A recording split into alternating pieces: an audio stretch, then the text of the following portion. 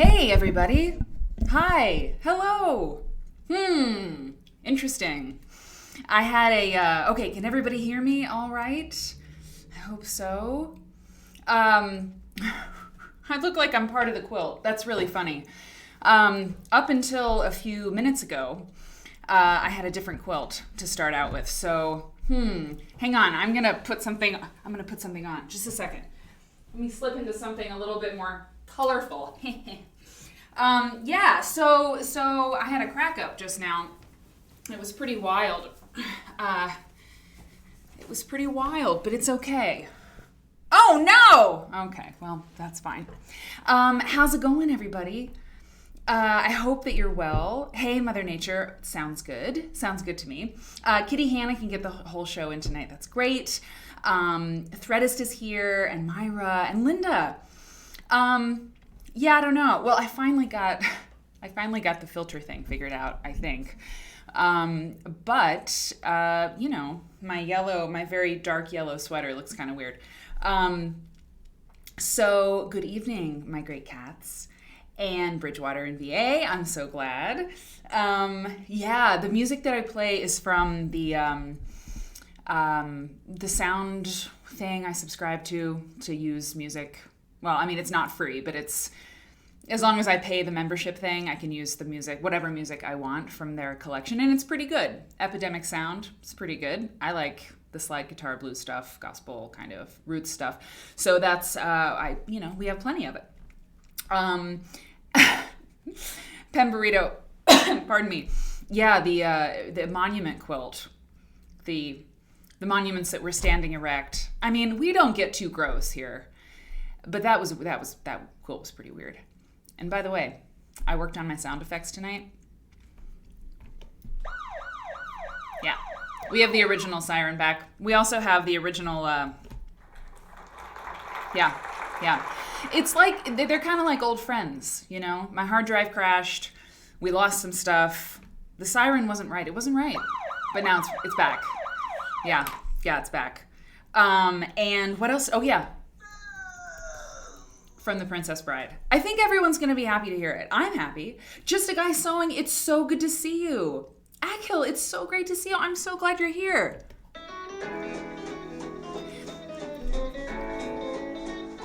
Not all the sound effects that were there in the beginning are here, but I'm so glad to see you. Happy Easter indeed.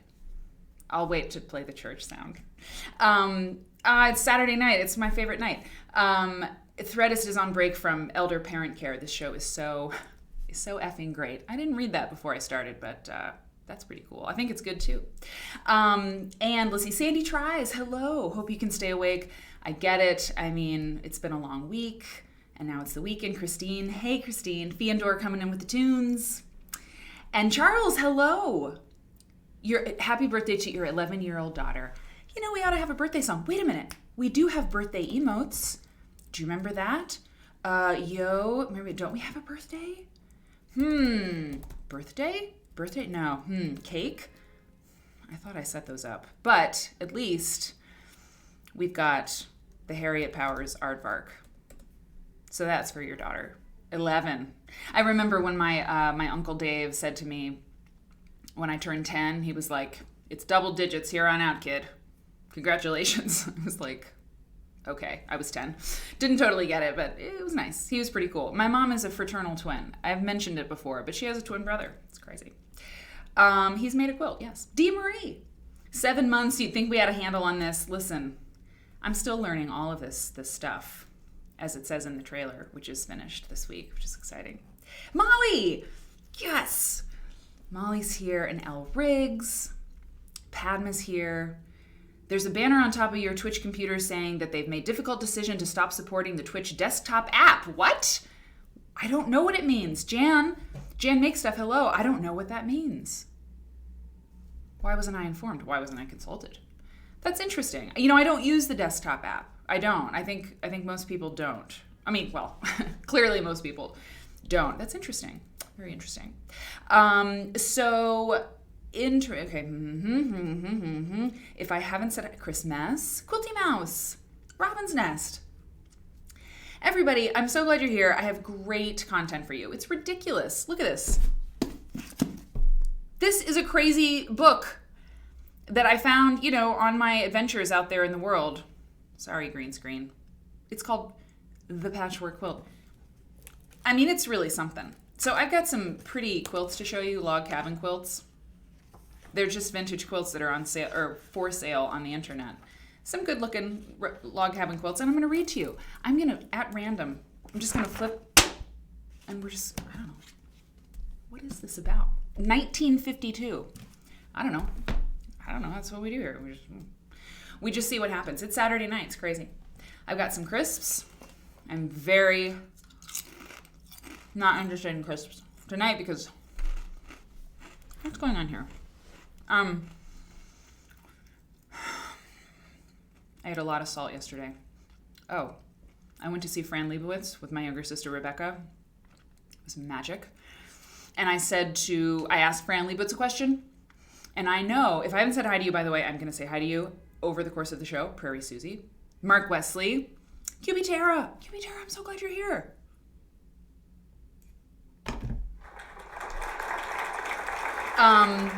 Let's see, and Jan, wait a minute, Dusty Springfield will be coming back. She will be coming back. And lots of new things, lots of fun things. Myra, my friend's mom went into hospice. You made a quilt for her and delivered it today. You finished it at 3. You're back in time for the show.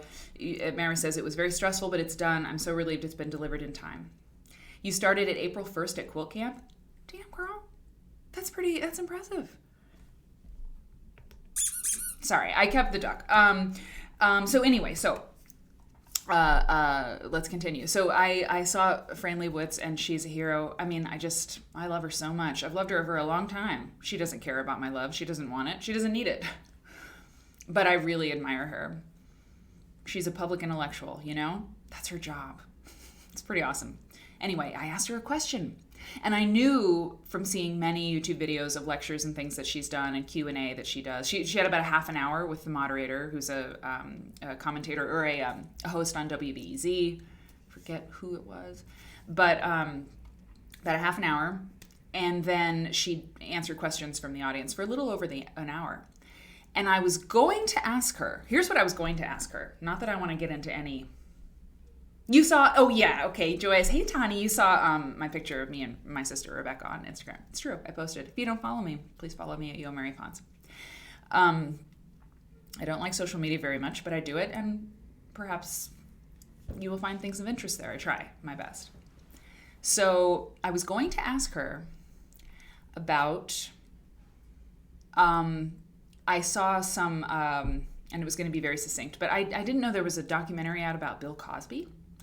It's called We Need to Talk About Bill Cosby. It's a very interesting short series about him, who, by the way, in the documentary, they show some footage that I have in my big folder of fascination. Bill Cosby and his wife, Camille? Is it Camille? Camilla? Collect art. At least they did, and I don't know if they still do, but they have many quilts. And I have found on archive.org a clip from, I think, the interview that they clipped too in the thing, and they're talking about their art collection, and there's a Faith Ringgold quilt behind him, and they have several quilts. Anyway, so I have this weird piece of footage, but I'm like, well, I don't know, do we really want to watch it? Anyway, so there is a connection to this show through what I'm sharing right now, but I saw some of this documentary, and then, I was, the Louis C.K. thing, like he won a Grammy, which I thought was weird.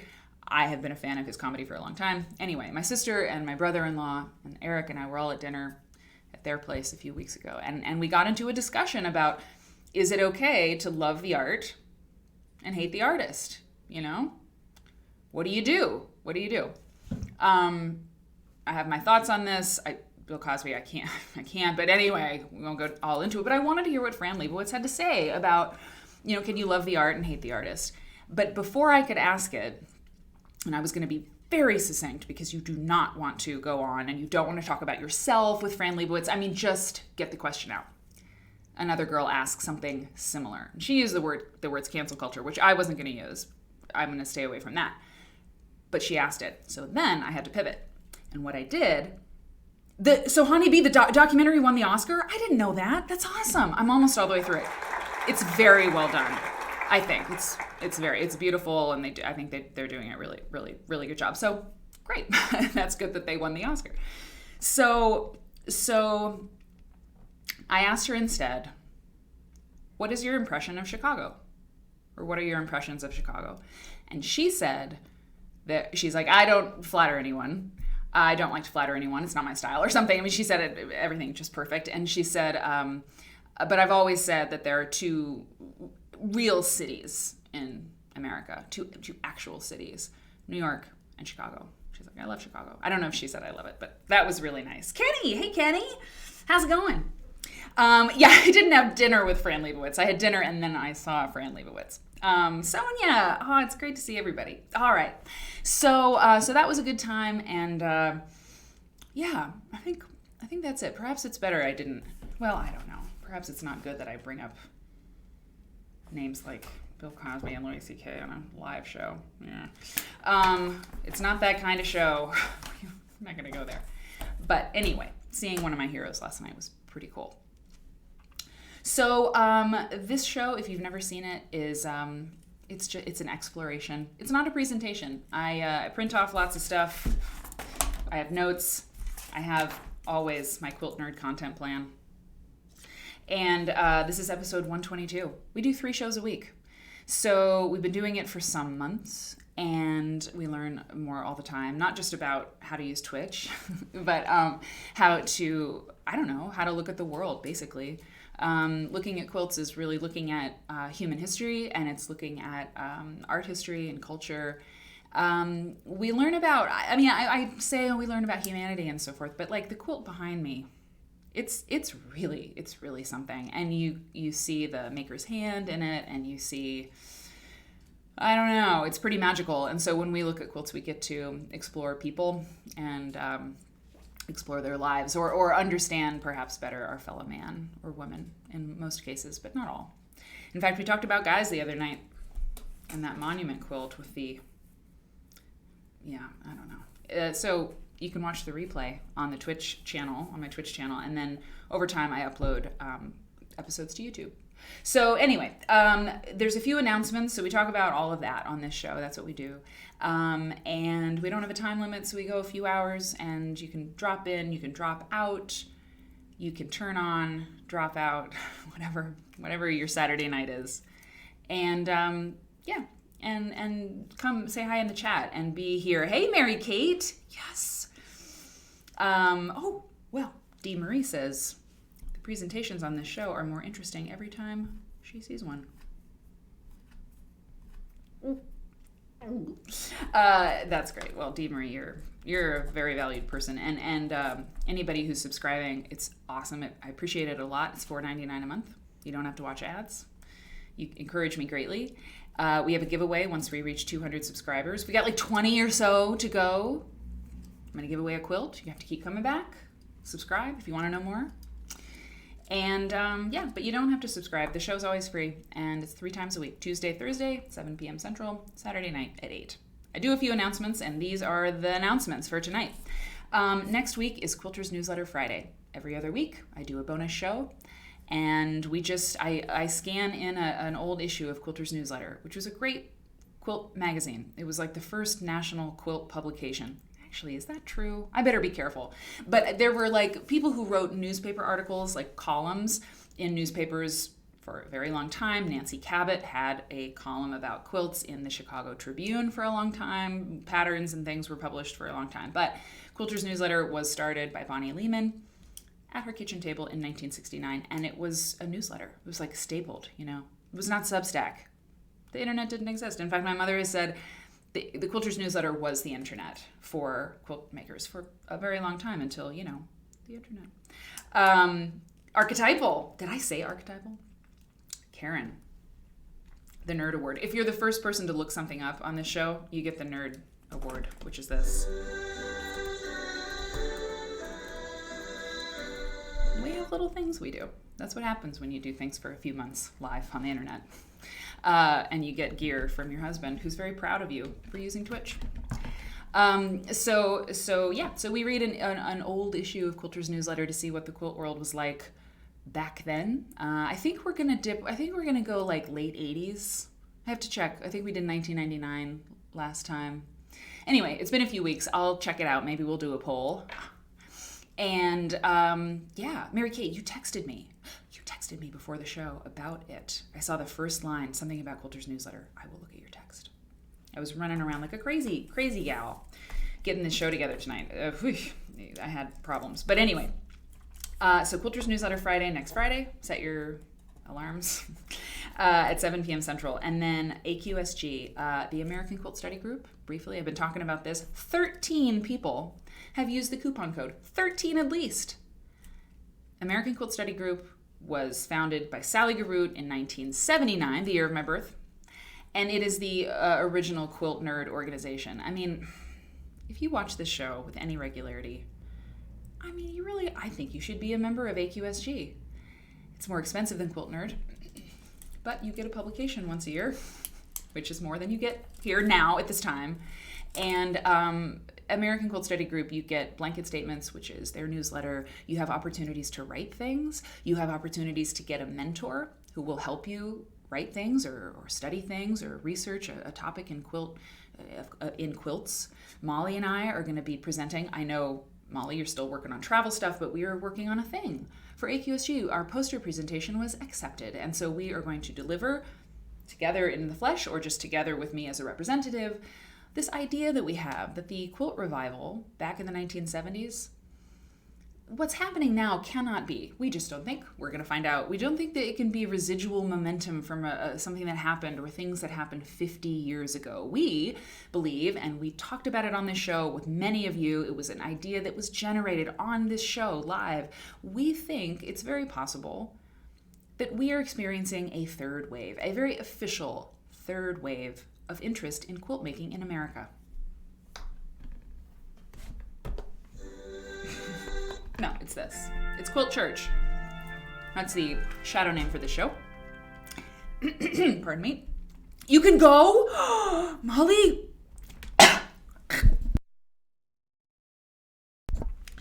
Molly, what am I going to play right now? What? I mean, I don't know what to play. You can go. You're going to go. We're going to be in San Diego together in October, being nerdy with all of those scholar types. I mean, you're like an actual scholar. I'm a fan of history. I'm not a historian. I'm a fan of history. It's important. Molly is a librarian, like a knighted librarian. We're going to be there. My mom's going to be there, and my friend Jonathan's going to be there, and Mary Kay Waldvogel's going to be there, and Barbara Brackman's going to be there. Oh my God. That's awesome. We need to talk. Okay. So that, I mean, you know what, actually, and this is not a click. If you're new, I don't want it to feel like that. No one here wants to feel like that. Wants you to feel like that. The people who've been around, who've been growing and changing together with me and themselves. It's been something else. We've had streams crash. I've cried, not a lot, but a couple times, things like that. So we have a dialogue, but we want you here, and you can chat, and people are very welcome. But it's very exciting to see. Yes, we're going to cause some trouble. I think that's right. Thanks, Mark. But you should all feel a part of this thing, and it is really exciting that the conversation we had a few months ago. Molly and I are like, yeah, man, that's really got legs. So we're going to do a survey, an actual official IAB survey.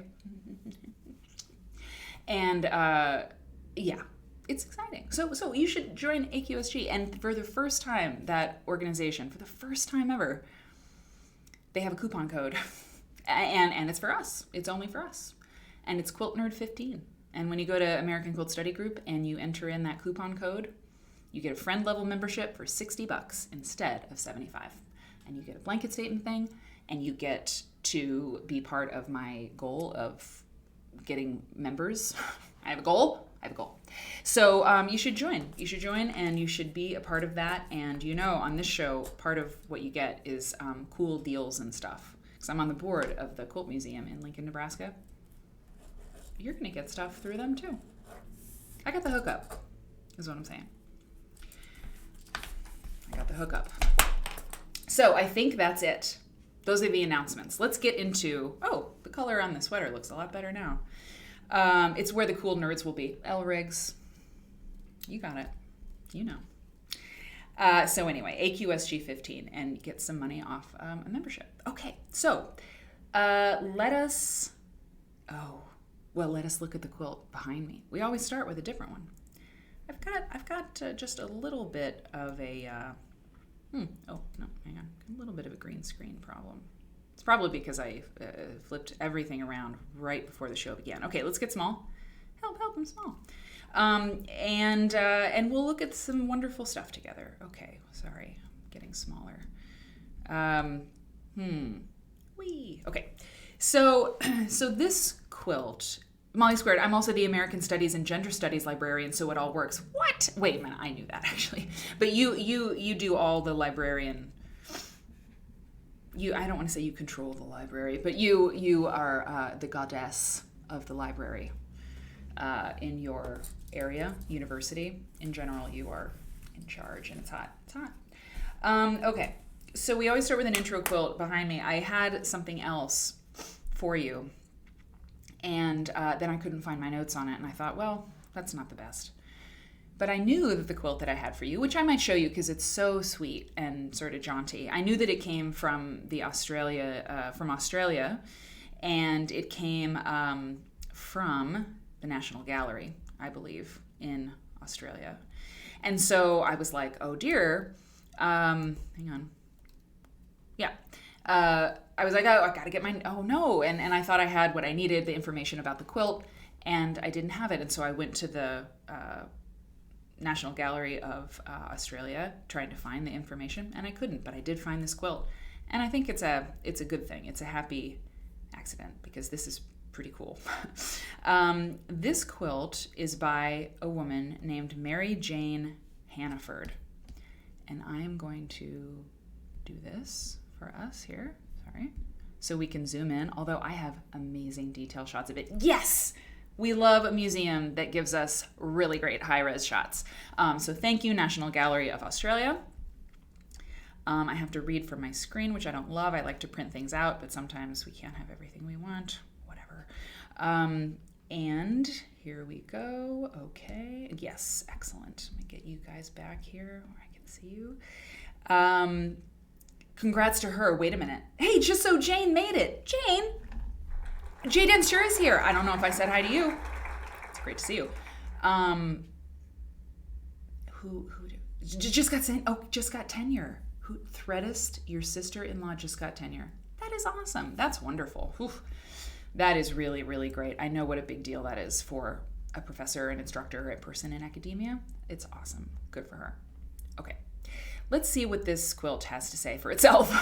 So this quilt is, as I mentioned, it is in the collection of the NGA, which is it's Australia. It's in Australia. It's the National Gallery, and they have a very cool website, nga.gov.au. Very cool, and you can search the quilts in their collection. Don't do it now. Don't read ahead. But Mary Jane Hannaford there are a number of quilts by Mrs. Hannaford in their collection, and they are incredible. And some of you will remember, probably a lot of you will remember, because it wasn't too long ago, we looked at the quilts of Helen Fleenor, and there's something Fleenorian about the quilts that Mary Jane Hannaford made. But they're different. So let me go to this bit that I have about her. Sorry, this is why I print things out, because I don't care for having screens here, because I like to look at you and the chat, and it's hard to do that if I have things here. It doesn't matter. I don't have to talk through my tech problems. But anyway, here is what I'm going to do. This is the full quilt, and now I'm going to go through some detail shots while I read to you what I know about her. So, the skirts, yes. Okay, so from the NGA website, Mary Jane Hannaford's quilts were made when she was in her 80s, but are based on a workbook. Look at these birds. Look at the birds. based on a workbook of drawings and religious poems she completed in 1861. Oh, sorry, let me give you a date on this quilt. That would be helpful, would it not? And remember that Helen Fleenor also was made religious. Her faith was quite important to her. And hang on, I'm telling you, I had a different quilt queued up, so I apologize. I had to do this, but anyway, this was made in. Helen Fleenor, by the way, was illiterate. She was not a reading person. She did not have reading, and she copied down Bible verses from the Bible without knowing what she was writing exactly. It's crazy. They do not. Hannaford was born in 1840, and she was born in England, and she went to Australia when she was 2 years old. So the Goodnight Quilt, 1921. 1921, she made this quilt. Okay, all right. Sorry, back to this. Mary Jane Hannaford. Hannaford believed we controlled our destiny in this world and that we should be pious and God-fearing. She had a strong love for nature and a well-developed sense of humor. Interesting. A powerful mixture of realism and abstraction is evident in this quilt called the Goodnight Quilt. Let's see what she says here. She says, "Omission isn't the thing you do, dear. It's the thing you have left undone, which gives you a bit of heartache at the setting of the sun. The tender word forgotten, the letter you did not write, the flower you might have sent, dear, are your haunting ghosts tonight. The stone you might have lifted out of a brother's way, for life is all too short, and sorrow is all too great. And it's not the thing you do, it's the thing you leave undone, which gives you the bit of heartache at the setting of the sun."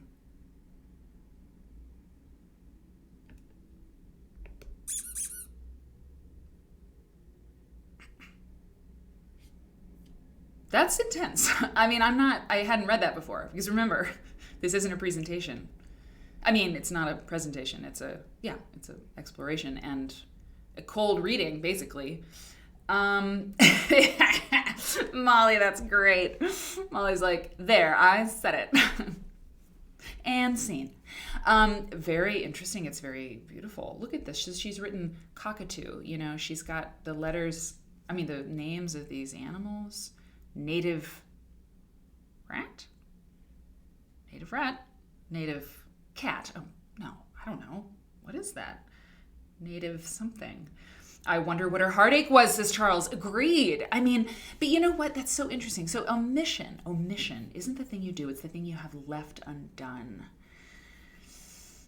Interesting. I think of a sin of omission, which is like, when you don't, someone's like, who did this? And you're like, you don't say you did, anyway, whatever. Don't make me describe sin of omission off the cuff. But that's very interesting. So the setting. So it's that which is left undone, right? The sun sets and it's heartache because you didn't do the things you were going to do. Which reminds me of one of my favorite poems of all time, which is "Obeyed" by Philip Larkin, and he says, "Most things will never happen. This one will." And he's talking about death. Most things may never happen. This one will. Death will.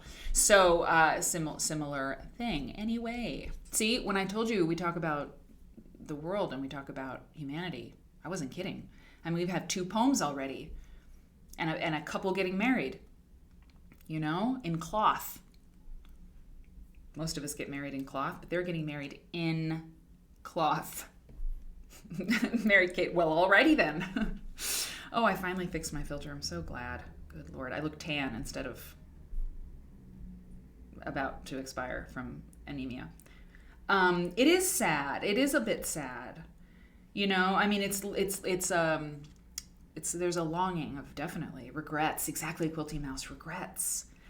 The veil is sweet. You know, this looks like, I can read a little bit more about Hannaford here to you, but this looks like the Masterpiece Theater, Edward Gorey. That scared me, that Edward Gorey intro to Masterpiece Theater. My parents watched it. I was too young to deal with Edward Gorey's scary tombs and things, if you know what I'm talking about, you know, but Edward Gorey made creepy things in Masterpiece Theater. There was a woman in a veil, you know. It scared me. Doesn't it look like that? Oh, but it's wonderful. I mean, it's just great. It's so inky black, his thing. Okay. A powerful mixture of realism and abstraction, the National Gallery says. I think I read the sentence, but I'll do it again. It's evident in this quilt. Its aesthetic power transcends the fact of its inferior needlework. Uh-oh. We hate that. We hate that. And allows the personality of the maker to transmit itself to the modern viewer. The National Gallery is in Canberra, by the way. I mean, I don't know. I mean, like most, not always. Sometimes the intro quilt on the show, you know, it goes quickly. Like we had Stephanie St. Meyer's quilt the other day, the one that looked like Metropolis or something. It seemed sort of like a computer, you know, that purple, that dark blue and purple one. And there wasn't a lot to say about it. I found it in a book. I thought it was wonderful, shared it with you, had a little bit to read, and we moved on. This one, there's a little more happening. But, you know, enjoy it, because I don't know what the content, I don't know what this is going to be like when I read that. Not the whole thing. The ostrich, look at this ostrich up here. Hang on. Look at that. The ostrich. Nothing inferior about them birds. Damn it, J. Dan Steer, you're absolutely right. Nothing, exactly. Okay, Mr. Person or Ms. Person or whoever you are who wrote the copy for that. I mean, inferior needlework? I do object. I do object. Look at this. Look at, there's like knitting or laundry in her basket. You go ahead and try that. You go ahead and try to make a dog that small actually look like a dog, because I think it is a dog. Or a cat. But it doesn't, you know, we love Harriet very much, obviously. She has an emote in our program. But, you know, some of those Harriet Powers animals, you can't really tell. You know, we call it an aardvark, is it? We don't know. It's literally a star in the show, so we know how much we appreciate it. But I have to say, you know, that little animal looked pretty clearly like a dog or a cat. So how inferior is her needlework?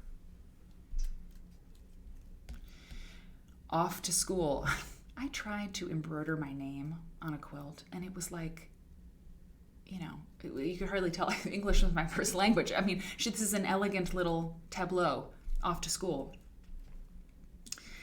The man is walking a cat. Is the man walking a cat? What man was walking a cat? I love him. He is, well, it does look like a cat. I don't know. It looks a little like a Basenji dog or something. Anyway, this woman looks like she's in jail. I don't think she is.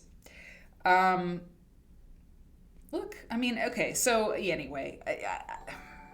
Hey, Quilt Wiser. I hope that you enjoy the show. Thank you for following. When you follow, when you hit that little thing, you get a notification, as long as you have your phone set up for notifications properly, which I often don't, but you can get a notification when I go live. So that's nice, because if you like the show, you can be like, oh yeah, cool. Mary Fons is live with Quilt Nerd, and all those interesting people are watching an interesting show. I hope that's what you feel. Anyway, I mean, I'm going to put the link to this quilt in the chat box, because there's so much to look at, and I mean, we've got stuff. The other Mary Kate. I'm going to allow your comment. Mary Kate's comment was flagged. Wait, somebody did. I've got mods. Thank you, mods, by the way. Thank you for helping out. You do a lot of things that I really appreciate. I didn't even see what the I almost said sperm bot. I almost did. I almost said sperm bot. Why? Spam bot. I think it's because we were talking about it. What? I shouldn't have even told you that. But I actually do know why. I was looking at a quilt that had, yeah, it was another quilt that could have been in the men's show. Anyway, okay, anyway, let's continue. Maybe I'll show you that so you know what I'm talking about, because I sound crazy. But anyway, so moving on. Yes, so you think it's an emu, not an ostrich day dancer. You know what? I think you're right. I think there were different animals that we all saw. Sorry, to get back on track. So there's her signature, M. Hannaford. Now I found something else, just one little brief paragraph about her on Red Pepper Quilt's blog as I was frantically searching for some things to share with you. And embroidery is not as easy as you think, says Mary Kate. Yep, it is hard to make it look good, I think, from when I tried it. This is what Red Pepper Quilt said briefly. Mary Jane Hannaford was an English immigrant from Devon, arriving with her parents and brother in Australia in 1842. Although not married, Mary Jane had a daughter in 1869 and subsequently 9 grandchildren for whom she made quilts. Oh, so she was not married. Interesting. In 1869. Interesting. She may have been, that may have been a big problem, I would imagine, in the community that she was in. We don't know. I don't know yet. I would like to know a lot more about this person. A lot more, because this is great. Wow. Ooh, unhappy honeymoon. Do you see that? Unhappy honeymoon. All of her quilts, so Mary Jane did not start making quilts until she was in her 80s, which was in the 1920s. All of her quilts feature free-form applique and tell stories about patriotism, religious faith, and the love of Australian wildlife and flowers. Pretty amazing. Look at this plaid that makes up his shirt. Unhappy honeymoon. Wow. That's a lot, That's a lot. I don't know. It just makes me really inspired to not worry so much about doing things perfectly. I don't know. I'm really big on that. I talk about it a lot because I think I really had to learn how to make quilts. I mean, it's true. I learned how to make quilts in front of millions of people. I did that with my mom on TV, and I did not have the option of really being super, super creative and being myself. I had to be creative within these parameters. I had to make quilts that could then be taught on the PBS show, or they could be in the magazine. And I've told this story before, and I don't tell it a lot because, who cares? I don't need to tell that all the time. But when I look at quilts like this, I get very happy and very excited because I feel free, because when you're making quilts in front of people and you have to get everything right, you actually don't learn that much. I learned a lot about making quilts, but I wasn't able to really explore, because if I made a quilt like this, I was wasting precious time because I had to make a quilt under a deadline so we could teach a particular tool or technique on the show. And so I had a job to do. And so I couldn't do anything of this kind, even though I longed to. I'm glad I didn't see quilts like this until later, because I might have been very unhappy doing what I did. But it wasn't until I got into quilt history that I really started to see, like, oh, wow, you can make quilts that look like cartoons, You can put a seagull on your quilt and you can label it seagull. And that's really exciting. Mary Kate understands everything was content. Everything was content, and it was spoken for. So look at that, Mary Jane Hannaford, aged 81 years, 1921. Well, she made this quilt when she was 81, so even if I didn't know what I know now, I've got 40 years to figure it out, Bonnie, hi Bonnie. If she had grandchildren, then at least she got to keep her daughter. I read this really sad book about a girl in Australia around that time who was forced to give up her daughter and later had an abusive husband. You're right, Bonnie. If she had grandchildren, that meant she got to keep her child, and she had a relationship with her. I think, it seems that way.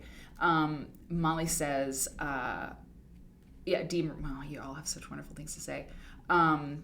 Very gifted lady, not only with a needle and thread. Molly says, please tell me there's a caption saying he's lazy. Yeah, that would be great. Like, what a jerk. And a little arrow. Exactly. So, okay. So let's figure this out. Oh, my grandmother was separated from her first 2 sons, says Dee Marie. If you make it through life, for any length of time, it's really hard. It's really, crazy things happen, and if you have people that love you and a community of people who really enjoy being around you, such as the people in the chat with each other, you're a lucky person indeed, because it's wild. It's a crack up. Okay, so thanks for looking at that quilt with me. I thought it was really cool. So as I do, looking at things out there in the world, in the wilds of the internet and the used bookstores and all of that, I found this book, The Patchwork Quilt by Neta Musket. Neta Musket. And I didn't really know what I was getting into. Here's the description of this book. And I thought, I was like, well, I want to read a little bit of this book at random, especially after I opened it. I was like, I'm going to read aloud a passage. I don't know which passage because we're just going to do it at random. I really did this afternoon. I came over to the office at like 4 o'clock because I needed to prepare the show. I wanted to fix the filter, get some sound effects back on the sound effect board. And I also wanted to figure out what passage from this book I was going to read. But you know what? I couldn't. I mean, it was not really a good use of my time. And I'm not, it's just, I don't know. I'll read some to you and you can see why I didn't want to really pour over the book in the precious time I had to find the perfect piece to read.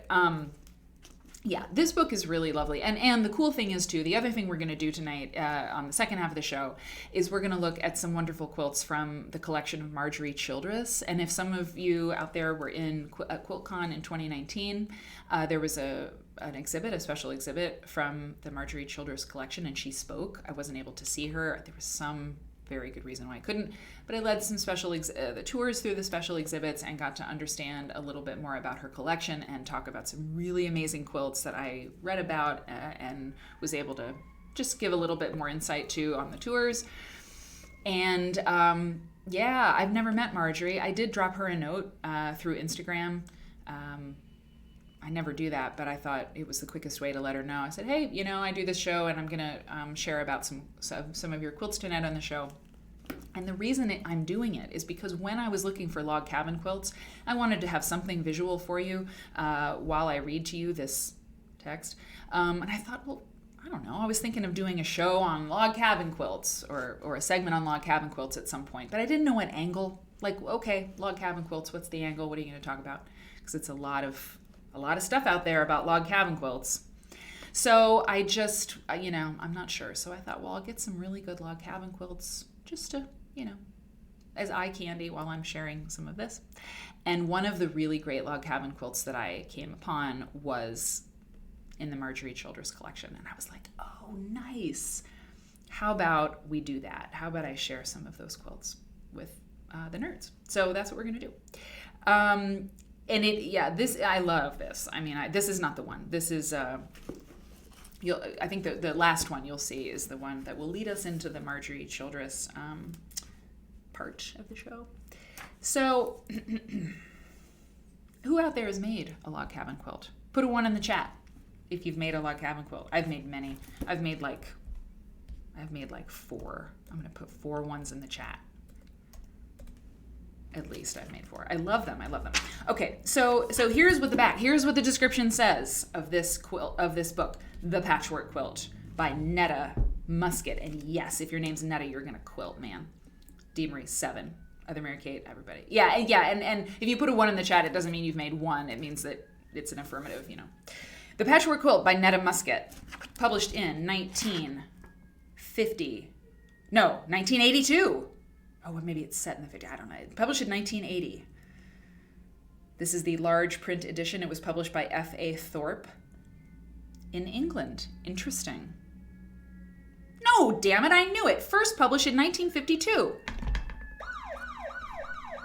There's actual sirens outside. Hang on, let me mute that. It's really loud.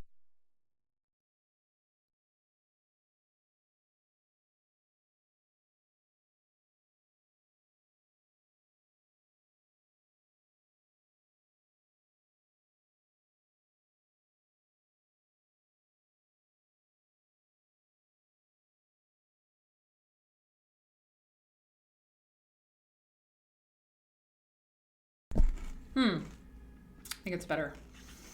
Sorry. Yeah, Jill, I know what quilt you're talking about. I made a quilt called Curved Log Cabin. It was in Quilty magazine. It was from a pattern by, I don't remember, but it's called Curved Log Cabin. And if you look for it on the internet, you'll find it. Blue circles, something. It was really, really neat. And my sister and my brother-in-law have that quilt in their home. They love it. But you search for that, Fons and Porter, Curved Log Cabin, you'll get there. It's great. It's a great log cabin design. Okay. First published in 1952 in London. First large print edition published in 1980. Okay. Susan's first marriage had been a disaster.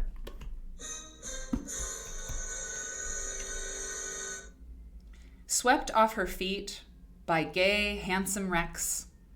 It was published in 1952, so we know the words had different meanings at that time, that word in particular.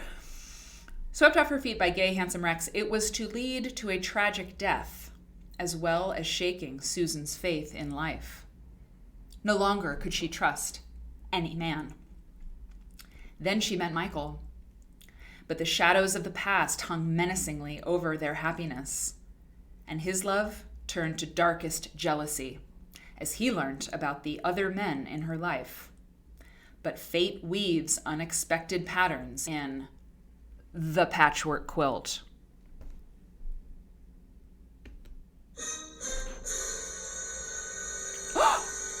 Unhappy honeymoon?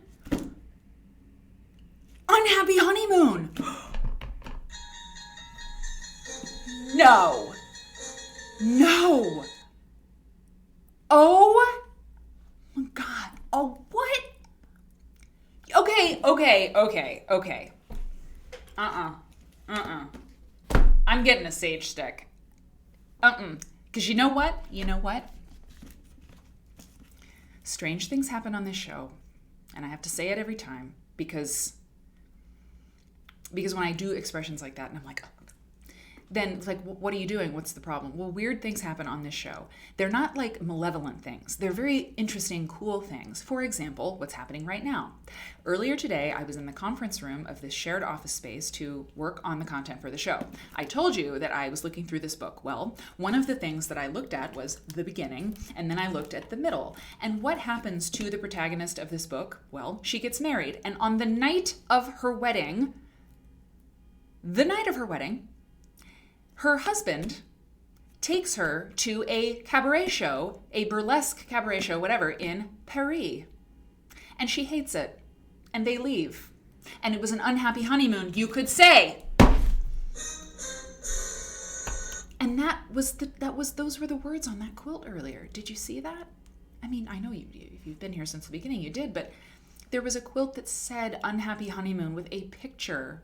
I mean, a couple rendered in an unhappy fashion. It's really weird. That wasn't even going to be the intro quilt. It's real, my great cats. Thank you. It's very strange. It's a very strange thing. I've come to the conclusion that I'm a weirdness magnet, says Kenny. My life is rather mundane, but weird things just happen around me. Listen, you are a figure in this show. You are a person. You are a person of consequence. And perhaps that's really true. You know what we should do? Mods, here's your latest thing. When Kenny's not here, take note. Do weird things happen? Maybe not. I don't doubt it. Some people are like that. I do think so. Okay, the Patchwork Quilt, complete and unabridged. Let's just see what this is like, okay? Because quilts just aren't pretty blankets. They're like an excuse to read. Excuse me. What's going on? They're an excuse to read strange books from the 1950s. Let's go here. Okay. Oh, I actually found a little folk art log cabin. Put that in there too. Okay. I guess we'll just begin at the beginning. Chapter 1. I'm not going to read that much, don't worry. Chapter 1. Pale blue chiffon. Susan woke with a feeling that something had happened. She had been 19 the day before, and Rex had happened. She could not think of the meeting with Rex as anything but a happening. Susan thought in capitals and quotation marks, and Rex had been both of those things in her mind now. Rex had happened to her.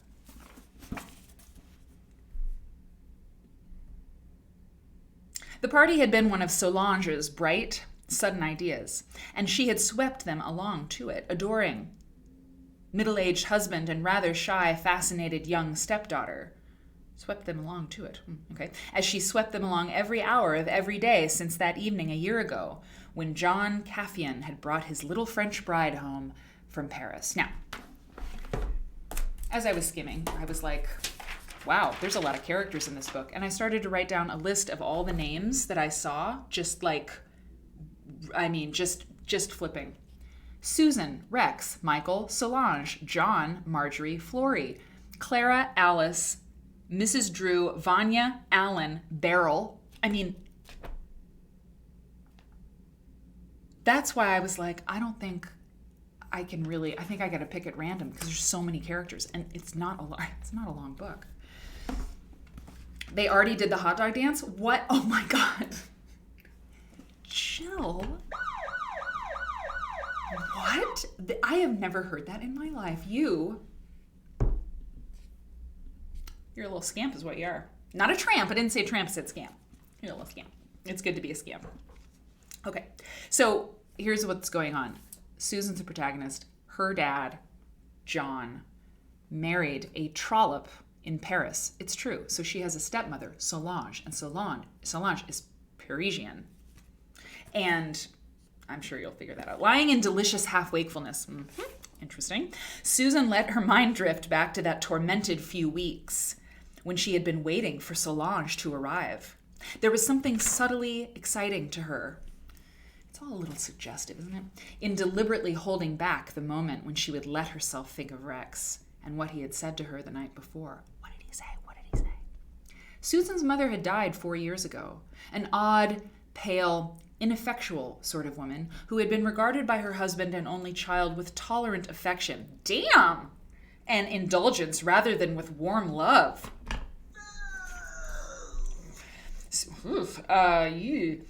How did she die? She had always been ailing. And since Susan had been encouraged to stay out of the bedroom, which had become for the most part a sick room, since it was years since John Caffian had entered it as a lover, life closed with rather painful quickness over the small gap which Marjorie Caffian's death left temporarily. Ooh, it's actually pretty good. It is spicy, Pam. Oh, by the way, this is fabulous. This is... This is for sale. Most of these I got at auction sites like First Dibs and something other, John, something. Look at I have not really seen a quilt quite like this, I have to say. Look at the little courthouse steps blocks within. I'll zoom out again real quick. Look at that. Isn't that interesting? You think you've seen it all. I swear. You really think you... Exactly, L. Riggs. Kenny. It's really, really good. Chill with the hot dogs. Threadist. If I finally get a cat, maybe her name is Solange. It's a great name. Solange the singer. Solange the trollop, the French dancer. Listen, I have to tell you, from what I've seen in this book, the... SLUT shaming that happens, I'm like, wow, but it's 1952. Anyway, but this is pretty neat, isn't it? These little courthouse steps block inside these 9 patches, essentially. What's really fascinating about this quilt is that you don't have to... it's the same... If you can make a log cabin block, if you can make, a courthouse steps log cabin block, you can do it like this and win friends and influence people. You don't have to learn how to inset diamond border petty point scallops, to just be making something of beauty and interest and originality, It's really cool. I've never seen it.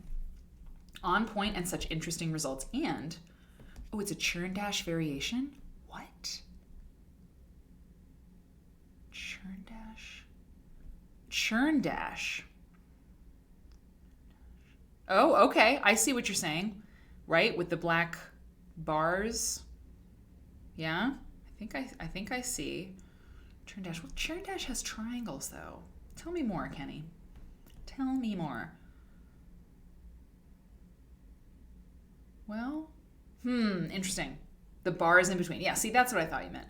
Yeah, I can see where you're going there. I can see where you're going there. It's really cool. The pieces do look teeny tiny. It's crazy. Okay. Hand pieced. L. Riggs, surely hand pieced, it would be hard to do that on a machine. I don't know. I feel like hand piecing those little bars would be even worse. Anyway. Let's get back to shaming and not loving the mother, the dead mother. By the way, are you seeing the quilting? Are you seeing the quilting? It's amazing. Myra, that wonky log cabin, that pattern that I was talking about earlier, the curved log cabin, it's not wonky, but it's a really neat log cabin pattern. Fons and Porter. I made it from a pattern years ago. Look at these wonderful little bits of blue, you know, in the border, different blues. Love it. It's faded well. It looks a little bit like denim. Okay. Susan had been not quite 15 when her mother died, her mother that she didn't love, still at boarding school. But her father had yielded to her persuasions and allowing her to leave a year later, so that for 2 years the girl had acted as a housekeeper and companion to the warm-hearted, indulgent man she adored. Her dad? I think it's her dad. I don't know. Okay, yeah, this is great. Okay, good. Yeah, we're getting to something good. They had fun together. He had a job with the Ministry of Agriculture and Fisheries. That odd combination of ministries. His job was connected with fruit trees and fruit crops, and it took him all over the country. And during those 2 years, Susan was with him. They stayed in little country hotels or as guests of farmers in isolated farmhouses, or now and then in the big cities with trips abroad, occasionally when he was sent to investigate new methods, new diseases, or new cures. But Susan had not been with him when, during a visit to a large fruit farm near Paris, he had met and fallen headlong in love with Solange. How oddly unlike him to have found a wife in a Parisian cabaret. That's all I'm reading. I mean, you guys, I mean, if you're loving it, I'll read more. But it reminds me actually. So Honey says, sorry, I missed it. What's the relationship between quilts and the book you're reading? So Honey, there's not. It's just that I wanted to read, I wanted to expose you to this book because it's wild. It's called The Patchwork Quilt. It's a romance novel from 1952. So I thought the only thing I could really do visually for you, because I'm not going to just read like without anything, it's like to show you patchwork quilts. And log cabin quilts, I've kind of, let's look at them sometime, but I didn't have an angle for log cabin quilts. It was like, okay, log cabin quilts, now what? So I was like, okay, well, I'll show log cabins while I read this book. I don't know. So that's the connection. Thin. It's thin. But this is an interesting one. So I tried to pick ones that are interesting. Do you see what they've done here? Do you see that in the very middle of the square, it's amazing. Yes, Kenny. Yes, it is. You want more? Listen, if you all want a little more, it is, it's not that bad. I just don't want you to be like, wow, I gotta go. My mom reminds me, sorry, let me finish this thought. So the log cabin block, we can all see it. It's right here, okay? And the reason you get that sort of little curvy thing happening, that almost rounded thing, is because in the center of the log cabin block, the only difference is that instead of a square piece of fabric, a square patch, they have made a half square triangle. And they did, Pam. Yeah, and that's what it is. Courthouse steps on marble. Yep, absolutely. So isn't that interesting? I mean, it's really, I had never seen that either. So I tried to, pick log cabin quilts that were sort of different in a way. So that one seems pretty different to me.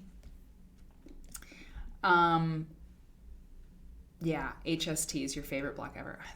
I love an HST. So that is really interesting. Look at the effect, It just changes it. It just changes it. I love it too. It's really cool. It's really a neat idea. Okay. So, yeah. I liked this detail shot because it shows these shirting prints, which I love so much. I'm going to flip this around. Yeah. I don't want to change it. I just want to rotate it. You won't let me do it? Okay, hang on. All right. So mill engravings, that's what these particular shirting prints are called, that have these, you see them a lot, like the little ships, really finely done ships, or, hey Myra, thank you. Ships or dogs, or, little men on horses, or horseshoes and things. Really, they're my favorite fabrics. They're shirting prints, but even in particular these mill engravings, because they were engraved at the fabric mills and printed using that technique. Okay, is that it? No, that can't be. Oh yeah, it's because I did that. I don't want to have the copy. I don't need it. Oh no. Oh dear. Oh no. Oh, hey, thanks, Pam. Okay, so here's what's going on here. I am going to suggest to you all that if you would like to read more of the book, you can get it at 8books.com. Oh, no, actually, you can get it through this link, okay? quiltnerd.link/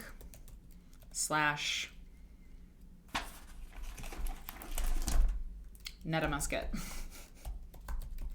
That will be live after the show, because I didn't do it ahead of time. So if you want to get that, that's an affiliate link, and you can purchase the book and tell me what happens in it. I don't know. I feel like I might read it, just because, it's really interesting how terrible she is about Solange. She really is like, how dare you, be with this woman? She's this trollop. And it was, it was kind of gross. It was definitely of its time. And I was a little bit, I was a little grossed out about how it was, the treatment of this woman who was dancing in a Paris cafe, or in a Paris, theater or something. It was just that time when there wasn't much patience for women who didn't do what they were supposed to do, according to society, right? Okay.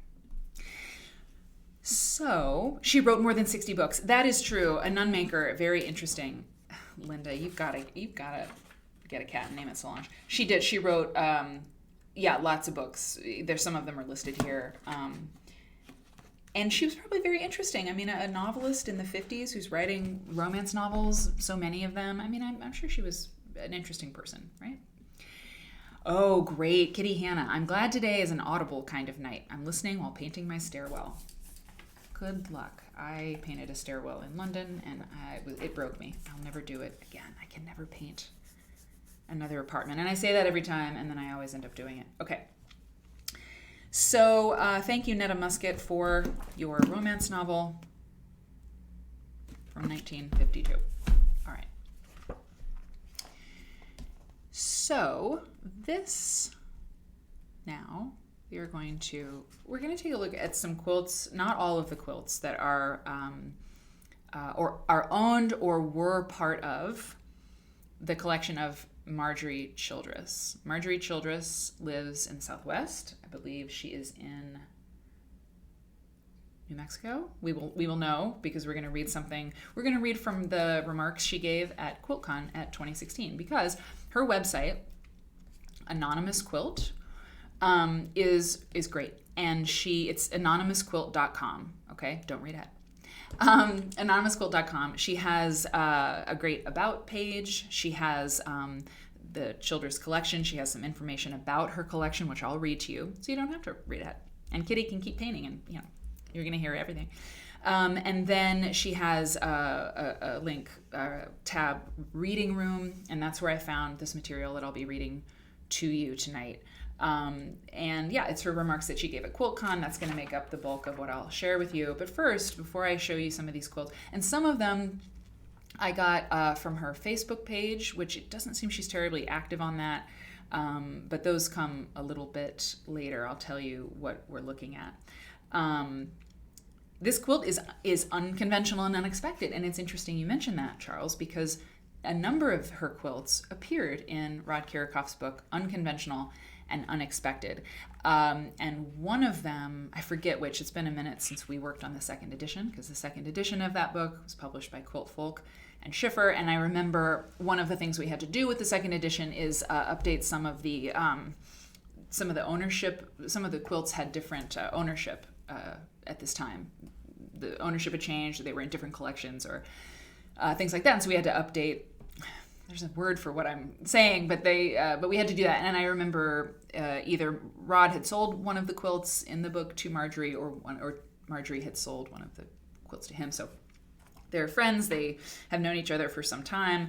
They're colleagues at least. And so some of the quilts in that book are hers, or ones that he bought from her. So other quilts that you'll see were quilts she was selling.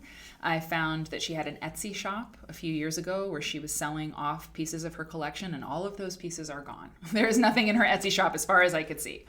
And so this is a little bit about the Marjorie Childress collection from Ms. Childress's website. There are many antique and vintage American quilts that are signed and dated by their makers. But most are anonymous, found unsigned and disconnected from their families of origin.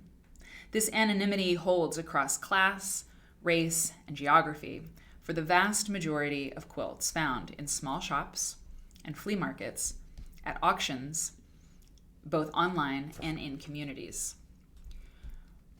The lack of signatures or known makers of most quilts creates, in a sense, one body of domestic creative work, a product of women collectively. That body of work is what this website reflects upon and celebrates. I started collecting quilts, says Marjorie Childress, around 2000, and currently have around 300. I've created, I don't know when she wrote this piece. Okay. Maybe 2017, actually. Yeah, 2017, it does say. So she was writing this in 2017. So it's been 5 years. Who knows how many quilts she has now? Maybe one day she will chat with us on the show. I currently have around 300, she says. I've created this website as a venue for publicly sharing my collection and thoughts about American quilts. Please weigh in with your knowledge or ideas about quilts as I share my collection and thoughts on this site in the coming years. So as you perhaps can see already, Marjorie Childress's collection is really special because the eye that she has for these quilts is similar, I'd say, to Rod Kirikoff's eye for them. Like their taste is similar. There's something, if I was going to compare the collections, I am with Marjorie on like every quilt she has, and Rod Kirikoff, like, yes, of course, but I feel like even and this is a compliment because I love weird quilts. Our slogan around here is keep quilts weird. So it's like some of like this quilt. Look at this up here. It says, "Merry Christmas, Elizabeth, 1978." Isn't that great? Merry Christmas, Elizabeth, 1978. And this quilt is bananas. It's just the most amazing thing I've ever seen. I mean, it's so cool. Isn't it great? There's just nothing that this woman did that was like the way she was supposed to do it, I don't even know what to say. It's sublime. It defies like explanation. It's wonderful. I love her. It was a grandmother making it for a granddaughter. I feel like they must have had a very cool connection, or her granddaughter was like, my grandmother is crazy. Look at this crazy quilt she gave me. I don't even know if it's a quilt. What is it? But we love it, right? We love it. It's so great. I think this one was at QuiltCon. I can't remember. So, yeah, it's really, really great. Oh, wow, Mary Kate says, seriously, I am about at this point with wanting to use or lose my stash. Girl.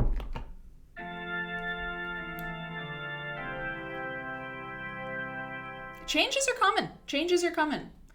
I don't want to buy any fabric. I don't. I have a big bucket of it.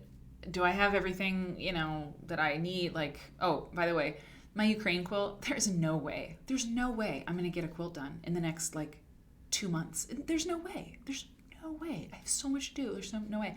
So I have a quilt I'm going to send to Ukraine. And I have somebody, I will share with everybody an email I got suggesting a place that I could send a quilt to Ukraine, via.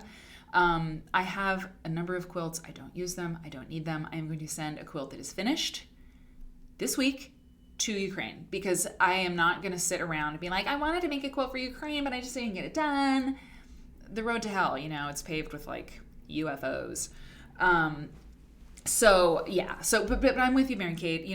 What I'm trying to say is that I understand, it's I can't just go buy more charm packs and stuff. I just don't, I don't know. But if people do, oh my God, please do. We want to have fabric available.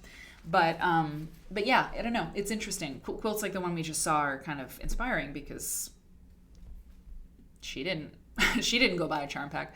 So this quilt, you guys, is really, really something. Oh, by the way, Marjorie Childress's Instagram, I think she's fairly active. It's Mr.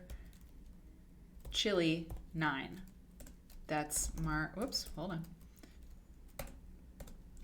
Mr. Chili 9 is Marjorie Childress IG. And her website is anonymousquilt.com. Okay? I know, Jill. I mean, I love fabric too. And if I was in a quilt shop, I would probably go crazy. So this quilt, by the way, is a princess feather. And there's not much about it at her website, but there's 4 pictures of this quilt. And it's applique. Let me show you. It was purchased in Tennessee, she says, on the site. And look at that stitching. Isn't that remarkable? When I saw this, let me go back real quick. I thought it was wool. I mean, definitely. And then when I saw that it was fabric, just, cotton, sorry, I was blown away. So when Marjorie, she goes for the weird stuff, and I love it. Okay, so I'm going to read to you here. The following remarks were made at a presentation at QuiltCon in 2019 on February 21st in Nashville, Tennessee, in conjunction with with a special exhibit of my quilts, says Marjorie. And this was on her website. The presentation concluded with a few additional slides of quilts, and in giving the talk, I riffed on what is written here. In all, 23 quilts were exhibited at the convention. Mm-hmm. And then she says, when I first heard how many people had registered for my presentation, oh, look, this is a quilt within a quilt. Look at that. You all know about this. Some of you have seen this, but an old quilt used as batting in a quilt. Elle Riggs, I believe that she is just a collector. I don't know for sure, but there isn't anything on her website that says my quilts, as far as I know. So I'm pretty sure she's just a collector.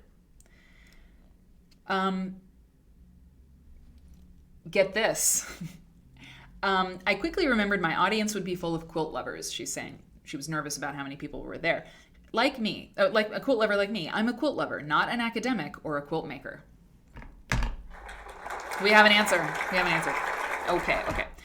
My name is Marjorie Childress, a nerdy quilt fangirl, yes, out in New Mexico, who collects antique and vintage quilts. Isn't that great? Here's a photo. Oh wait, hold on. I adopted the moniker Anonymous Quilt as a framing term for my collection because the vast majority of vintage and antique quilts are unsigned and undated. Collectors of vintage and antique quilts are a passionate bunch. There's a subset among us, historians, who spend a lot of time researching the makers of signed quilts or make them known. to make them known. I'm thankful for their work and encourage you all to go see a really beautiful exhibit at the Tennessee State Museum right now. This was several years ago. But for myself, I'm always happy to acquire a signed quilt. The anonymity of most vintage and antique quilts is inescapable. It's that anonymity that inspires my imagination. And of course, we're all about the artist once known description. But of course, we know what she's talking about. And yes. Here are two quilts that are obviously the product of both vision and ambition. On the left, a clear, original, thought out, and intentional quilt, unsigned. So this is the one she was talking about there. All right? Wait, no. Hold, hang on. Yes. Sorry. Okay, let's look at this one. Sorry. I tried to number everything correctly, but it was a little crazy. Okay. On the right is a rare example, circa 1920 to 1930, of a bullseye quilt. Found in Rhode Island, the small number of similar bullseye quilts we know of originated in two different eras from Leonardsville, Pennsylvania. It took an amazing amount of skill to make this quilt. It is unarguably a masterpiece. No one knows who made it, and that is not uncommon. In essence, the lack of signage in American quilts has created a collective body of women's creative work. It's our heritage, and it's this that I'm most interested in. You guys, this quilt, so the picture is not super high resolution, but clearly, like this, I know, isn't it? I love that you use that little monkey emote. I'm going to do it too. Is it what? Yeah. Yo, Mary. What? Yeah. Bullseye. I haven't seen many of these either. We've seen quilts that are medallions with lots of pieces in them, but look at this thing. Unsigned. Unsigned. It's almost like, how could you do it? I don't mean how could you make the quilt, because how could you make the quilt? But how could you make it and not put your name on it? Even if it wasn't a thing that you did much, because we know makers didn't much most of the time, as Marjorie says. But how could you bear to not make it known that you made that, or that your mother and your daughters made it, or that your family made it, or the women at church that you sew with made it? It really is crazy. It's crazy. Hand-woven baskets from Rwanda reminds Myra of those gorgeous work. Yeah, that's interesting. It does have that vibe. It does have that basket vibe. Dee Marie, same. It's unlike anything I've ever seen. It does have that basket weaving vibe. That's a very, very cool observation. Myra, I like that a lot. Okay. Let's continue. Oh, it's great. Hang on, let me get, so this is Q. I really trying to do my best in getting these lined up. Okay. Much of the debate about whether quilts are art seems oriented toward convincing the art world, quote unquote, to hang quilts on art museum walls. It's a worthy pursuit I won't knock, says Marjorie Childress, quilt collector. They do belong there, and I do treat my quilts as art, hanging them on a wall. When I was invited to present a special exhibit here at QuiltCon 2019, I spent some time thinking through how I might want to narrow my collection to one set, coming up with various ideas based on time period, fabric, technique, etc. Ultimately, I wanted to bring quilts that would inspire today's modern quilters. That was my first criteria. Here are two favorite... the end result was a group that spans time, geography, technique, and fabric, and obvious socio-economic strata. What they all have in common is strong design, from explicit compositional choices to sophisticated combinations of color and shape. Here is a classic oversized courthouse step quilt, made mid-century with that lovely Baptist fan stitching. Yeah. Takes a note. Charles takes a note. Green and pink. Hell yeah. This, and the thing is that this is... Ooh, the pine burr. Yep, getting here. Yep. Padma, by the way, about that non-signed bullseye quilt. I figure it's because everyone in their family knew who made it. Whoever she gave it to knew she made it, and the name was probably known for several generations. And they probably thought no one would ever let it out of the family, right? And then they did. Green is red's compliment, and the thing is it's like green and pink. It is a good color combination, but this in particular, this like bubblegum pink and like evergreen, but like it's like a sea, it's like a water evergreen, or it's not pine green, but evergreen. Christmas tree green and bubblegum pink. Okay. And then the next one she has here is, hold on. Structured. Oh yeah, this is great. This quote is ridiculous. Look at this. On the left, it's a stunning example of what I call a structured, improvised patchwork made from some of the earliest synthetic fabric. You guys, can you believe this? Hang on. I want to take this down. Yeah, okay. The artistry demonstrated historically by quilters is very clear. The high geometry, the sophisticated choices of color, shape, scale, both realist and abstract depictions of the natural world. It's tantalizing, a great pastime actually, to speculate about how the quilt maker intended her quilt to be viewed. All of this said, I don't find the conversation about quilts as art all that resonant when the conversation is divorced from the context of the lived reality of women's lives. Yes! I mean, that's what I said in my Quilts as Art lecture. We keep trying to be art. We're as good as art. We deserve to be considered art. It's like we're barking up the tree that we don't have to bark up. We don't have to be given the benediction. We don't have to be blessed by the art world to be amazing. It's quilts. It's people making quilts, women and men. And we don't have to get their blessing to be amazing. And I think sometimes that pursuit is it's folly. Here's Marjorie. Okay, so QC6. Okay. And she says, let's face it, the road to women's equality is long and ongoing. My collection spans several social movements for women's equality. I'm going to hide the chat really quick. Hang on. Kate Jackson would love this quote because this is there's a three-pronged image. Hang on one second. But don't let me forget to make it come back. Okay. Those women's movements sought to open up public spaces to women. Among other things, the right to vote, the right not to be wards of their husbands or fathers. Oh my God, like in here, right? That's a little creepy too, because that was a very different time. And well, it's not that creepy, but you know what I'm saying. They wanted access to jobs and so forth. The quilts I brought this week don't include album quilts, but I want to show you this one. Made in the 1970s, it memorializes the women's movement of that era. Can you guys believe this Ms. Magazine block? Are you kidding me? It's crazy. The women who made it were in a Southern California applique class, much like the workshops many of you take at QuiltCon. The theme was simply women.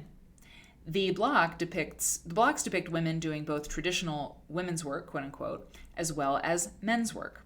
One a linesman and one a carpenter. And of course, the women who made the top were engaged in traditional women's work, part of an embracing, so to speak, of women's work in a decade now referred to as, containing the Great Quilt Revival. You can read more about this quilt top in the books Quilts and Human Rights, published by University of Nebraska Press. I did look to see if I could find a better, higher quality image of this quilt, and I couldn't easily, and I had to move on, but sounds like there's more about it in that book. Storytelling, this quilt top tells a story, doesn't it? Storytelling is just one of the many pastimes that women have pursued through quilt making. It's within the full context of the intersection of quilts and women's lives that I find the artistry of quilts so resonant. Free to be you and me. Do y'all remember Free to Be? Free to be, there you go, Threadist. There you go. Free to be you and me. Okay. Look at this. This is great. It's great. Oh, look, she's pregnant. Look, she's pregnant down there. Isn't that sweet? So sweet. Okay. Let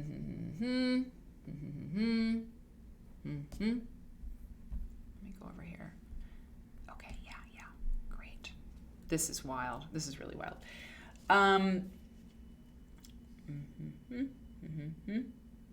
On the left here, a quilt that's strikingly evocative of remembering a loved one, with the classic velvet angel in the center.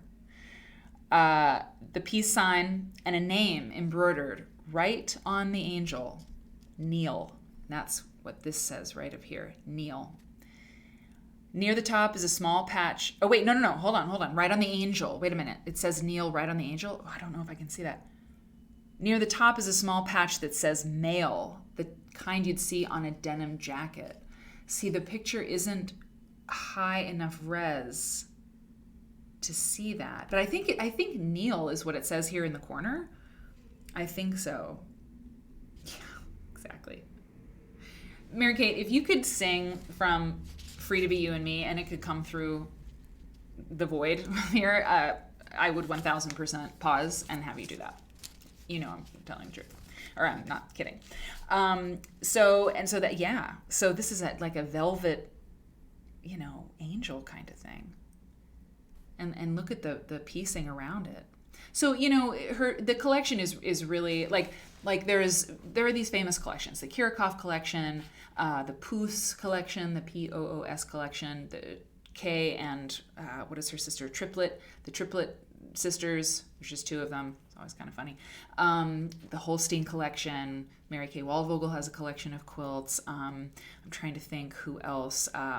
There's many quilt collections. So the Cargo collection, the Artist and Robert James collection, like all these, kind of really prominent quilt collectors. And I'm sure there's a lot of quilt collectors that we don't know about, who have amazing collections that maybe we'll find out about later. But Marjorie Childress is one of those people. When you hear about, quilt collectors that are collecting now and collecting really interesting things, oops, I got to put the chat back.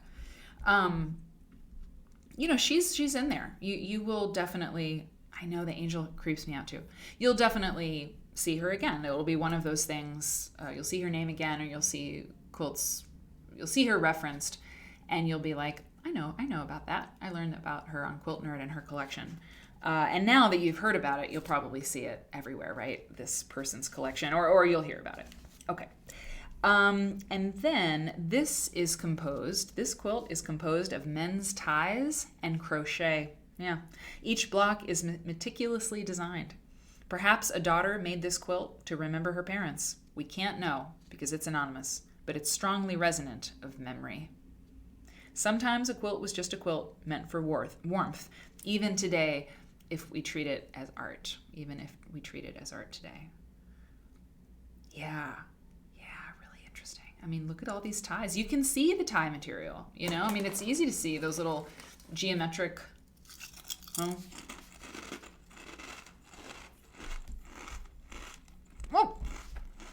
sorry. Oh, great. Okay, great. All right. On the left, sorry, these were her slides and I separated them out, so that doesn't matter. A turn of the century wool patchwork. That's what we're looking at now. Made for warmth.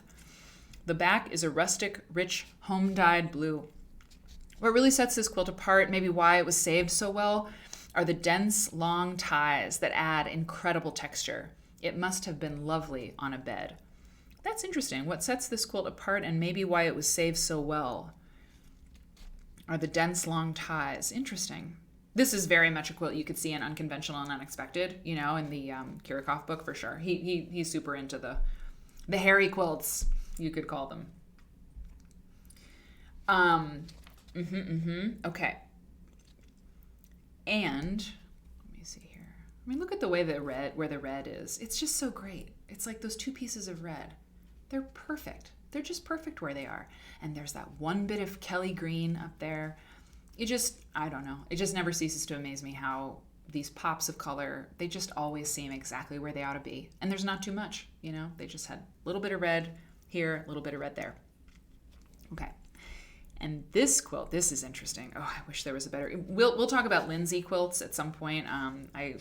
Mary Kay has looked at a lot at Lindsey quilts. So this is a turn of the century. Oh, sorry. This is a Southern Lindsey quilt, and I'm saying Lindsey like Lindsey. Lindsey. Made from rough, plain, homespun weave of wool and cotton, most likely originating from the southern United States, circa 1870. So Lindsey woolsey. Lindsey woolsey is a fabric, and the warp is wool and the weft is cotton, I think, or either, it's one of those. So it's two different fibers, and it's really interesting. So believe it or not, the rough fabric was used in clothing. And yeah, it's real rough. This quilt was likely made of cast-off clothing, while the back is made of two striped panels of the homespun fabric. I remember this quilt at QuiltCon. I remember it. Dyed rich, earthy colors with great tonal quality. It's simply beautiful and an important piece of our heritage. To learn more about these quilts, I recommend the work of Mary Kay Waldvogel, a quilt historian from Tennessee. Yeah, I mean, this is crazy. And I was with Mary Kay at the show, and she was looking at this, and she was like, this is a very, very special Lindsey quilt. There, you don't see them a lot. Maybe because they were used up. I don't know. Mary Kay could tell us, but this is, she was like, this is really, really something. Okay. Let me go to, okay, so that was the last of the log cabin. This is how I even got here to begin with. Here it is. This is the log cabin that started it all. This log cabin quilt is a good example of how we don't know the intentions of a quilt maker, right? When she was making a quilt, the great majority of quilts were meant to be placed on beds. She says, I encourage you all to have a look at them in that way if you're primarily in the habit of hanging quilts on your wall. The amazing pop art geometry of your favorite quilt will take on a new dimension. And this log cabin quilt is a good example. A one-of-a-kind design in a classic genre. It's one of the first I ever purchased, and I used to hang it on my wall a lot when I lived in a bigger space. Then one day I put it over my bed, and the clear lines that ran through it were even more striking, if you can believe that. Isn't that cool? I mean, wow. Once again, I never seen a log cabin like that. I mean, this is a screenshot moment, is it not? Like, I think everyone should take a picture of this quilt and like make one of them. It's just so cool. It does the depth. Who said that? Depth. Yeah, JD Unsteer, look at the illusion of depth. It looks like ripples of water on a pond or something. Yes, like steps to a basement. Exactly. Really, really something. I mean, this looks like an art quilt, in the Quilt National books that I keep ordering and prepping for you all. Yeah. My great cats. Yes. Cheer for the quilt. Cheer for the quilt. Okay, so here are just a few more for you from her website, anonymousquilt.com. This one's great. She's got a number of them here, but on her website, but I only picked a few more because I didn't know how much of that book we'd read. So Marjorie says of this one, this is a small-scale quilt meant to hang on the wall. I consider this piece an early example of psychedelic art, which developed in the late 1960s, 1970s. The quilter's colors, fabric choices, and motifs, paisley sky, bright rainbow, happy flowers, and floating fluffy clouds, evoke the counterculture art vibe of the period. Yeah. Mushrooms are a common theme, found in crewel and needlework, or ceramic art of the 70s. And they're also often found in fabric prints. But while there were a lot of quilt patterns published in magazines of the era that were whimsical, depicting landscapes with suns, mountains, and rainbows, I've yet to see one that centered this floating variety of psilocybin mushrooms. For this reason, I believe this is an original design, but please point me to other examples if you have them. I'd love to see them. It's great. We have like drugs have come up in this show before. See, if I say drugs, then there's a problem with YouTube and stuff like that. But we have talked about quilts that related to drugs. Okay. So this work is what this is just This is crazy. And this is what we're going to end on tonight. This is the big finish, okay? Pepperito. Cheers for pronunciation. Thank you so much. Thank you so much. I don't know anything about those kinds of mushrooms. This is the Pennsylvania Dutch Tree of Life quilt, made in 1965. I will just let you feast your eyes on this thing. So this is Marjorie speaking. In her 1965 letter addressed Dear Child, Nancy Maud Payne de Phillips wrote to her niece about 2 art pieces she had created, inspired by the art of the Pennsylvania Dutch. Now, you know that letter? There are pictures. Marjorie has pictures of the letter on her website. Yeah. So what I'm reading to you, from this is actual stuff from the letter. Okay? Hang on, let me do this, and let me do this, and then I'll flip. Yeah, okay. Hang on. All right, well, let's go back. There's just this one picture of the quilt, but quote from the letter, "There is no other tapestry in the world exactly like it," says the maker, Nancy Maud. "I created it completely in my own mind. I know from Dutch history that dove, tulips, hearts, unicorns, and the tulip tree planted in the old black iron pots were their chief expressions of art. So I created one for you and your sister. Now this tapestry I made for sister is more colorful, but I like yours the best.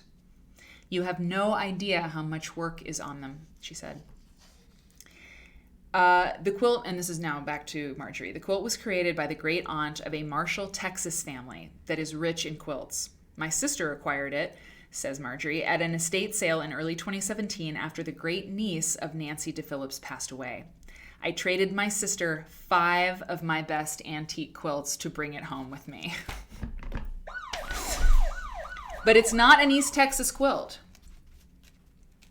The maker was born in Oklahoma Territory in 1897 and grew up in Quay County, New Mexico. She died in Arkansas. Being out in New Mexico, I don't get to estate sales my sister goes to in Northeast Texas, where there's an embarrassment of riches when it comes to quilts. Oh yeah, we know about Texas. So I end up buying quilts from all over the country, from online markets mostly. It's rare to get the name of a quilt maker, even when I purchase a quilt from someone who says they got it from an estate sale. So I was pretty thrilled. Look at that. Look at this thing, this motif over here, that star in the circle. I was thrilled when my sister was able to point me to one of the family members who gave me Nancy's name and a little bit of history. And there's a little bit more about it. She says it doesn't get much better than a letter by a quilt maker describing not only the quilt itself, but proclaiming it's something created from their very own mind and a collector's item to boot. It's pretty wonderful. She got a good deal. I agree, Elle Riggs.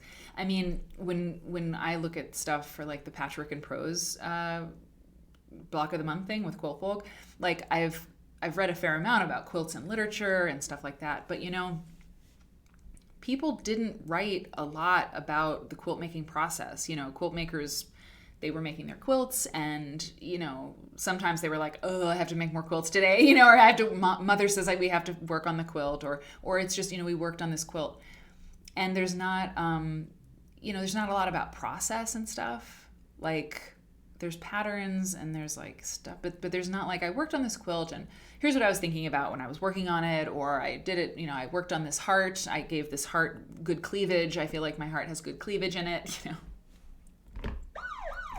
It's not really like that. And in diaries and things, I mean, sometimes you get that. And I'm not an expert on quilts in diaries, but from what I know and from what Marjorie said, it's like if you get somebody who's made a quilt in the past talking about how they made it, talking about the design and their process, it's pretty special. And if it stayed with the quilt, it's definitely special. So that's pretty cool. Yeah. And yes, there's a similar one out there somewhere. Wild. Totally wild. Y'all, I am so glad to have spent time with you tonight. Wait, let me get big. Let me get big. So, you all are, you're now learned about the Childress collection. You know a little bit about that. AnonymousQuilts.com is her website. And, there are books out how the quilt actually comes into this. Like, I don't know. I kept scanning for the word quilt, to see if we could get that, but didn't see it. I want to talk to you just very quickly, just tease you. I want to tease you. I have been looking at quilts from Quilt National. This is from Quilt National in 95. Quilt National 2003, sorry. And I mean, I'm just going bananas. Look at this thing. Look at this quilt. Hang on. Well, here's a log cabin. How about that? Look at that log cabin. Anyway, we're going to have a blast this coming week. There's so much great stuff to show you. I'm freaking out. There's a lot. And I was thinking, I was like happy to do some log cabin quilts tonight because I'm really into these art quilts right now, like from the 80s in particular and like earlier. So I hope it's okay. Like I always want to have content that was wide ranging. I don't want to get stuck in one thing at all. This is not a show about art quilts in the 70s and 80s, but I gotta be careful or it might be. But I just love that era right now because there's just a lot there and I'm excited about it. This was published in, I'll have affiliate links for everyone soon. 85 Quilt National in 1985. I mean, pretty thrilling. So I'll see you on Tuesday at 7 p.m. And I just love hanging out with y'all. And I hope that you have a great remainder of the weekend. And I will see you next week. And great. I just love doing it. So I'll see you on Tuesday and be safe out there and be good. And yeah.